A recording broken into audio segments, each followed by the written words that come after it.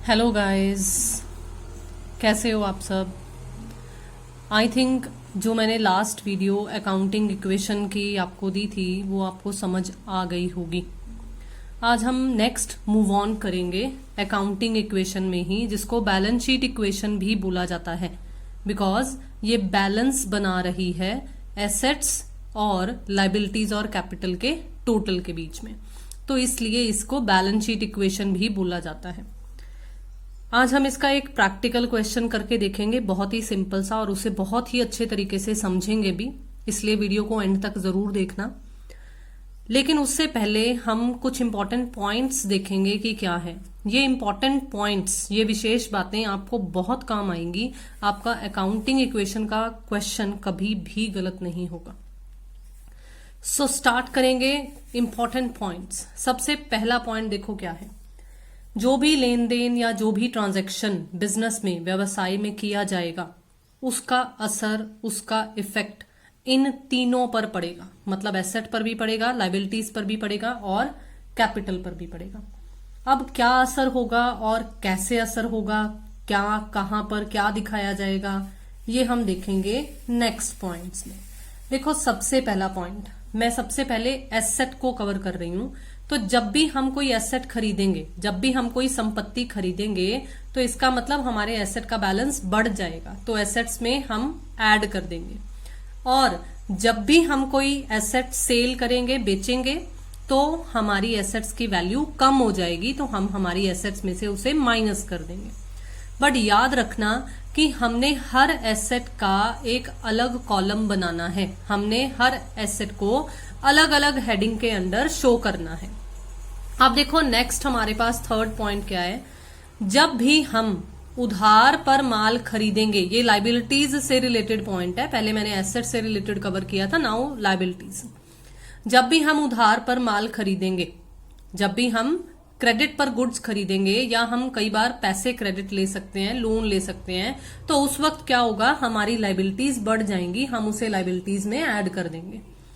लेकिन on the other hand जब हम उसी उधार की भरपाई करेंगे, मतलब पे ऑफ करेंगे, उसे पेमेंट करेंगे उसकी, तो ऑटोमेटिकली ऑब्वियस है कि हमारी लाइबिलिटीज जो है वो कम हो जाएंगी। अब देखो लास्ट पॉइंट जिसमें मैं कैपिटल को कवर कर रही हूं, और ये बहुत इंपॉर्टेंट पॉइंट है, इसे समझना बहुत जरूरी है कि भाई कैपिटल पर किन किन चीजों का असर होता है। सबसे पहले तो आपको ये पता होना चाहिए कि कैपिटल क्या होती है, वो हम लास्ट वीडियो में कर चुके हैं।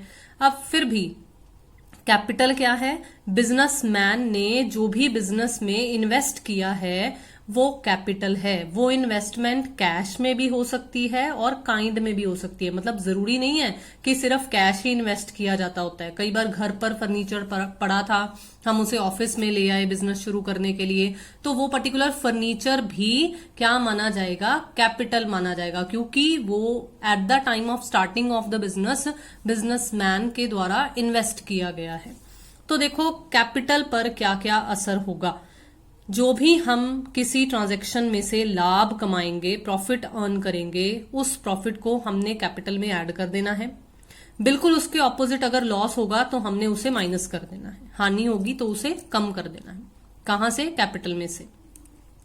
अगर कोई एक्सपेंस होता है, एक्सपेंस मतलब छोटे मोटे खर्चे, जैसे सैलरी है, रेंट है, वेजेस है, कमीशन है, इस तरीके का अगर कोई छोटा मोटा खर्चा जो हमारी एक वर्ष के अंदर या एक साल के दौरान जो हमने पेमेंट्स करनी है छोटी मोटी, अगर वो एक्सपेंस है तो उसे हमने कैपिटल में से माइनस कर देना है। अगर इनकम है तो बिल्कुल उसके एक्सपेंस के ऑपोजिट हमने इन्हें ऐड कर देना है। अब एक चीज और बचती है, ड्राइंग्स, आहरण। देखो ड्राइंग्स जो हैं वो होती हैं कि पर्सनल यूज के लिए एक बिजनेसमैन बिजनेस में से क्या विड्रॉ कर रहा है। वो कैश भी विड्रॉ कर सकता है, वो कोई और चीज, कोई गुड्स भी विड्रॉ कर सकता है। तो इसलिए आहरण अगर होंगी तो उन्हें कैपिटल में से माइनस कर दिया जाएगा। आई होप कि जो मैंने कुछ इंपॉर्टेंट पॉइंट्स आपको यहां इस स्लाइड में बताए हैं फर्स्ट में, वो आपको क्लियर हो गया होगा। अब देखो नेक्स्ट में हम क्या देखेंगे कि एक अकाउंटिंग इक्वेशन किस तरह की दिखती है, how accounting equation looks like. मतलब फॉर्मेट देखेंगे अकाउंटिंग इक्वेशन का। अकाउंटिंग इक्वेशन ऊपर हेडिंग लिखनी है, फिर उसके बाद उसका जो परफॉर्मा बनेगा वो बनेगा सीरियल नंबर, जिसमें आप सीक्वेंसिंग लिखोगे 1 2 3 4। ट्रांजैक्शंस में आप ट्रांजैक्शंस का ब्यौरा दोगे, लेन देन का ब्यौरा दोगे, जो भी आपको क्वेश्चन में दिया हुआ होगा। बिल्कुल उसके बाद देखो कॉलम्स जो बनाए गए हैं वो हमारी अकाउंटिंग इक्वेशन पर ही बेस्ड बनाए गए हैं, एसेट्स, लायबिलिटीज एंड कैपिटल। अब देखो हम बहुत ही सिंपल सा क्वेश्चन देखेंगे। Prepare accounting equation from the following. सबसे पहला पॉइंट क्या है, सबसे पहले हम हमारे क्वेश्चन को ही अच्छे से पढ़ेंगे। Sandeep started business with cash ₹1 lakh. Sandeep ने अपना व्यवसाय शुरू किया है कैश लगाकर। परचेज्ड फर्नीचर फॉर कैश, उसने फर्नीचर परचेज किया है कैश देकर बदले में। परचेज्ड गुड्स फॉर कैश, उसने कुछ माल खरीदा है, गुड्स खरीदी हैं और बदले में कैश पे किया है। परचेज्ड गुड्स ऑन क्रेडिट, इस बार उसने माल तो खरीदा है लेकिन वो माल उधार पर खरीदा है। पेड फॉर रेंट, यहां पर पेमेंट की गई है। अब पेमेंट का मोड आपको अगर नहीं पता है, मतलब पेमेंट कैश में की गई है या बैंक के थ्रू की गई है, जब ना दिया हुआ हो तो हमेशा कैश मानते हैं। तो माना ये जा रहा है कि यहाँ पर वो किराया पे कर रहा है, रेंट पे कर रहा है कैश में। Goods costing ₹40,000 sold at a profit of 20% for cash. अब देखो यहां पर क्या है कि जिन गुड्स की कॉस्ट, माल की लागत 40,000 थी, उसे 20% प्रॉफिट पर कैश बेसिस पर बेचा गया है, क्रेडिट बेसिस पर नहीं, कैश बेसिस पर। बदले में हमें कैश मिल रहा है। अब देखो सॉल्यूशन में सबसे पहले आपने क्या पहचानना है, सबसे पहले आपने पूरा क्वेश्चन पढ़ना है। आपने पूरे क्वेश्चन में से ये देखना है कि हमें क्या क्या दे रखा है, किस ट्रांजैक्शन में क्या चीज दे रखी है, पहचानना है कि वो एसेट है, वो लायबिलिटी है या वो कैपिटल है। तो हम सबसे पहले पहली ट्रांजैक्शन को स्टडी करेंगे। जब भी हमें स्टार्टेड बिजनेस वर्ड दिया हुआ हो कि बिजनेस की शुरुआत की गई है, तो इसका मतलब है कि वो कैपिटल की तरफ इशारा कर रहा है, तो यहां पर हमारी कैपिटल एग्जिस्टेंस में आएगी। और दूसरी चीज जो यहां पर है वो है कैश, क्योंकि वो कैश लेकर आया है तो कैश एक एसेट है। अब देखो सेकंड ट्रांजैक्शन में क्या है, जब भी परचेज्ड वर्ड के साथ किसी फिक्स्ड एसेट का नाम दिया हुआ होगा, जैसे इसमें फर्नीचर दिया हुआ है, तो उस एसेट का अलग से खाता खुलता है। बोला था ना पॉइंट्स टू बी रिमेम्बर्ड में कि अलग अलग हेडिंग बनानी है, तो अलग से खाता खुलेगा। और इस ट्रांजैक्शन में हमारे पास क्या है, यहां पर हमारे पास दोनों ही एसेट्स हैं, फर्नीचर भी और कैश भी। तो फर्नीचर का अलग से हम एक कॉलम बनाएंगे और कैश का हम ऊपर वाले पॉइंट से बना ही चुके हैं जब उसने कैपिटल इन्वेस्ट की है। सो आई होप कि आपको इतना भी ये क्लियर होगा। अब हम नेक्स्ट देखेंगे कि हमें नेक्स्ट ट्रांजैक्शन के बारे में क्या बता रखा है। नेक्स्ट ट्रांजैक्शन है जी, जब भी गुड्स के साथ परचेज या सेल वर्ड लिखा हुआ हो। देखो पिछले वाले में एसेट के साथ परचेज वर्ड लिखा हुआ था, अब यहां पर आपको गुड्स के साथ बताया जा रहा है कि जब भी गुड्स के साथ परचेज या सेल वर्ड लिखा हुआ हो तो जो अकाउंट ओपन किया जाता है, जो कॉलम बनाया जाता है, वो होता है स्टॉक वाला कॉलम। ठीक है, अब अगर परचेज किया है तो इसका मतलब हमारा स्टॉक बढ़ गया, तो हम उसे ऐड कर देंगे। और अगर सेल किया हो तो इसका मतलब हमारा स्टॉक कम हो गया, तो हम उसे माइनस कर देंगे। और यहां पर हमारे पास जो दो चीजें हैं, गुड्स और कैश, वो दोनों ही हमारी एसेट हैं। हम कर चुके हैं ये चीज लास्ट वीडियो में डिस्कस कि स्टॉक हमारी करंट एसेट होता है और कैश भी हमारी करंट एसेट होता है। आप देखो नेक्स्ट, परचेज्ड गुड्स जब उधार पर की जाती हैं, मतलब जब भी गुड्स उधार पर परचेज की जाती हैं तो वो हमारे लिए एक लायबिलिटी पैदा करती हैं। तो इसका मतलब इस ट्रांजैक्शन में एक तो स्टॉक है, ठीक है, जो परचेज कर रहे हैं तो बढ़ेगा, जैसा हमने अभी अभी ऊपर वाले पॉइंट में बोला। और बदले में हमारे पास क्रेडिटर फॉर गुड्स नाम की एक लायबिलिटी बन रही है। अब देखो फिफ्थ पॉइंट, यहां पर हमें रेंट दिया हुआ है। रेंट एक एक्सपेंस होता है और एक्सपेंस को पॉइंट्स टू बी रिमेम्बर्ड में हमने पढ़ा था कैपिटल में से माइनस किया जाता है। तो यहां पर दो चीजें, एक कैश है और एक रेंट है। कैश देख लो आ रहा है या जा रहा है, अगर आ रहा हो तो उसे ऐड कर देते हैं, अगर जा रहा हो तो उसे माइनस कर देते हैं। यहां हमारी तरफ से हमारे हाथों में से कैश जा रहा है तो हम कैश को माइनस कर देंगे और उसके बाद एक्सपेंस को हम कैपिटल में से माइनस कर देंगे।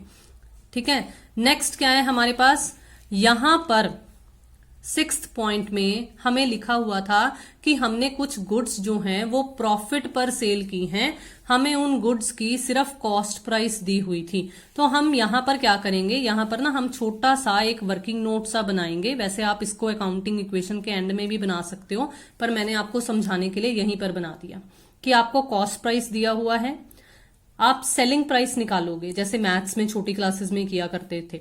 तो एसपी अगर निकालना है तो एसपी निकालने के लिए हम क्या करेंगे, जो 40,000 का सीपी था उसमें 20% ऐड कर देंगे प्रॉफिट, तो 48,000 हमारा सेलिंग प्राइस निकल आएगा। तो 3 चीजें हमारे पास यहां पर हमें पता चलेंगी। यहां पर क्या है, एक तो स्टॉक है जिसको बेचा जा रहा है, एक बदले में हमें कैश मिल रहा है और एक हमें लाभ हो रहा है यानी कि प्रॉफिट हो रहा है। तो कैश आ रहा है तो कैश को ऐड कर लो, लेकिन किस पर करना है, सेलिंग प्राइस पर। जब भी मैं अपनी तरफ से बनाया हुआ कोई प्रोडक्ट सेल करती हूं तो जो कस्टमर मुझे सेलिंग प्राइस पे करता है मेरे वही इनकम होती है ना, मेरे हाथों में तो वो कैश आता है। तो इसलिए हम कैश को सेलिंग प्राइस से ऐड कर देंगे। स्टॉक को हमेशा कॉस्ट प्राइस से कम करना है और प्रॉफिट को हम पॉइंट्स टू रिमेंबर में पढ़कर आए हैं कि कैपिटल में प्रॉफिट को ऐड कर दिया जाता है। ठीक है, आई होप कि आपको ये भी सब समझ में आ गया होगा। अब देखो, अब हम क्या देखेंगे कि किस तरीके से प्रैक्टिकली अकाउंटिंग इक्वेशन को सॉल्व किया जाता है। आपका मेन क्वेश्चन, मेन आंसर ये है। अकाउंटिंग इक्वेशन सबसे पहले ऊपर हेडिंग लिखा जाएगा, फिर उसके बाद देखो वही परफॉर्मा बनाया गया है जो फॉर्मेट मैंने आपको थोड़ी देर पहले बताया है। सीरियल नंबर, ट्रांजैक्शंस, एसेट्स हैं, लायबिलिटीज हैं और कैपिटल है। अब देखो मैंने बोला था ना कि एसेट के अलग अलग कॉलम्स बनेंगे, तो पहले सारा क्वेश्चन जब मैंने पढ़ लिया तो मुझे पता चला कि 3 एसेट्स हैं, एक कैश है, एक फर्नीचर है और एक स्टॉक है, और लायबिलिटीज सिर्फ एक ही हैं यानी कि क्रेडिटर्स। तो अब हम क्या करेंगे, हम सीरियल नंबर में 1 लिखेंगे। ट्रांजैक्शन में जो भी हमें ट्रांजैक्शन दी हुई थी, Sandeep started business with cash, हम वो लिखेंगे। जब उसने कैश से बिजनेस स्टार्ट किया तो हमारे पास कैश अराइज हो गई और एक कैपिटल अराइज हो गई। तो मैंने कैश और कैपिटल वाले कॉलम्स में अमाउंट को लिख देना है। लिखने के बाद हर ट्रांजैक्शन के बाद जिस तरह से मैंने लाइन लगाई है उस तरीके से लाइन लगानी है, और हर ट्रांजैक्शन के बाद हमारी अकाउंटिंग इक्वेशन की ऑथेंटिसिटी को चेक करना है, मैथमेटिकल एक्यूरेसी को चेक करना है कि क्या वाकई में एसेट्स का टोटल लायबिलिटीज और कैपिटल के टोटल के बराबर आ रहा है या नहीं आ रहा। तो 1 lakh is equal to 1 lakh. बिल्कुल इसी तरीके से हमने जब परचेज्ड फर्नीचर फॉर कैश किया तो कैश चला गया, कैश माइनस हो जाएगा और 5,000 फर्नीचर में आ जाएगा। करने के बाद फिर से हमने लाइन लगाई। लाइन लगा देने का मतलब ये है कि अब ऊपर वाली आइटम्स को हम टोटल में काउंट नहीं कर रहे हैं, तो जो नया टोटल आ रहा है वही हमारा आगे वाले क्वेश्चन का बेस बन रहा है। टोटल 95,000, 5,000 एंड 1 लाख कितना आ गया। जब हमने गुड्स कैश पर परचेज की तो कैश कम हो गया और 20,000 स्टॉक में आ गया। इसका लायबिलिटीज और कैपिटल वाली साइड पर कोई असर नहीं पड़ा। फिर उसके बाद देखो, जब हम गुड्स को क्रेडिट पर परचेज करेंगे, हमने सारी थ्योरी पढ़ ली है, हमने अच्छा से पढ़ा है हर एक पॉइंट को। 36,000 जब हमने क्रेडिट पर परचेज किया तो हमारी स्टॉक में ऐड होगा और दूसरी साइड पर 36,000 देखो कहां बन रहा है, हमारे क्रेडिटर वाले कॉलम में आ रहा है। उसके बाद देखो टोटल करेंगे फिर से दोबारा से। अब नेक्स्ट जो ट्रांजैक्शन है वो रेंट वाली है। रेंट एक एक्सपेंस है और वो कैश में पे किया गया है, तो एक्सपेंसेस को कैपिटल में से माइनस करते हैं, तो मैंने उसे कैपिटल में से भी माइनस कर दिया। एक्सपेंस है तो पेमेंट है, इसका मतलब मैंने उसे कैश में से भी कम कर देना है। 700 को मैं कैश में से कम कर दूंगी। फिर से दोबारा से ऑथेंटिसिटी चेक करेंगे, टोटल लगाएंगे। देन गुड्स को हमने 40,000 की जो थी उनको प्रॉफिट पर सेल किया था। मैंने सारा वर्किंग नोट आपको समझाया। सेलिंग प्राइस हम कैश में ऐड कर देंगे, तो 48,000 हमने ऐड कर दिया कैश में। 40,000 की जो कॉस्ट है उसको हम स्टॉक में से कम कर देंगे, तो हमने माइनस कर दिया। 8,000 की जो प्रॉफिट है उसको हमने कैपिटल में ऐड कर देना है, तो हमारा फाइनल आंसर कुछ इस तरीके से आ जाएगा। ठीक है, अब देखो ध्यान से समझना कि जो चीजें मैंने माइनस में ब्रैकेट में लिखी हैं वो सारी चीजें माइनस की हैं, और जिन्हें मैंने ब्रैकेट्स में नहीं लिखा है वो सब चीजें ऐड की हैं। अब स्टार्टिंग में मैंने आपको कहा था कि भाई अकाउंटिंग इक्वेशन को बैलेंस शीट इक्वेशन भी बोलते हैं। वैसे तो बैलेंस शीट जो भी हमारी फाइनल अकाउंट्स जब हम आगे चलकर करेंगे तो उसमें आएगा, लेकिन यहां पर ही हमें क्लियर कर दिया गया है कि भाई अकाउंटिंग इक्वेशन पर ही बेस्ड है हमारी बैलेंस शीट। और देखो हर ट्रांजैक्शन अगर आपने ध्यान दिया हो तो हर ट्रांजैक्शन दो तरीके से कम 2 बार अपना असर दिखा ही रही है, कम से कम 2 बार। और अमाउंट देखो, अमाउंट भी क्या है, डेबिट क्रेडिट का एक समान है, तो इसलिए ध्यान से समझना इसे। अब बैलेंस शीट का परफॉर्मा क्या है, लायबिलिटीज अमाउंट, एसेट अमाउंट। कई बार क्वेश्चन के एंड में आपको कहा गया होता है कि बैलेंस शीट बनाओ। वैसे तो हमारा क्वेश्चन यहाँ टोटल तक ही खत्म हो जाता है, लेकिन कई बार कहीं क्वेश्चंस में बैलेंस शीट बनाने के लिए कहा गया होता है। तो बैलेंस शीट का परफॉर्मा कुछ इस तरीके से है। तो जो मेरी लायबिलिटीज हैं, चाहे वो मेरी लायबिलिटीज बाहर वाली यानी कि क्रेडिटर था, चाहे वो मेरी लायबिलिटी कैपिटल बिजनेसमैन वाली थी, तो मैं दोनों को लायबिलिटीज वाली साइड पर लिखूंगी।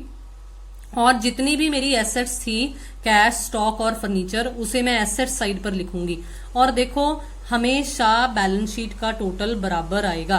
अगर बैलेंस शीट का टोटल ऐसे बराबर आ रहा है तो इसका मतलब ये है कि हमने हमारा क्वेश्चन बिल्कुल सही अटेम्प्ट किया है। तो गाइज यहाँ पर मेरा आज का जो अकाउंटिंग इक्वेशन का टॉपिक है वो कंप्लीट होता है। आई होप कि आपको ये क्वेश्चन भी समझ में आ गया होगा और अकाउंटिंग इक्वेशन क्या है ये भी अच्छे से समझ में आ गया होगा। हम नेक्स्ट वीडियो में इसके कुछ और प्रैक्टिकल क्वेश्चंस अटेम्प्ट कर देखेंगे। Thank you so much.